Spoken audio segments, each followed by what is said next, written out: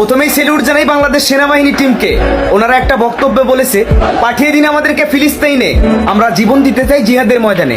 আপনাদের মুখে এমন কথা শুনে কতটা খুশি হয়েছি স্যার, তা বলে মুখে বোঝাতে পারবো না। আপনারা একা নন স্যার, দেশের সেনাবাহিনী থেকে শুরু করে রিস্কলা পর্যন্ত সবাই প্রস্তুত আছে ফিলিস্তিনে যুদ্ধে যাওয়ার জন্য।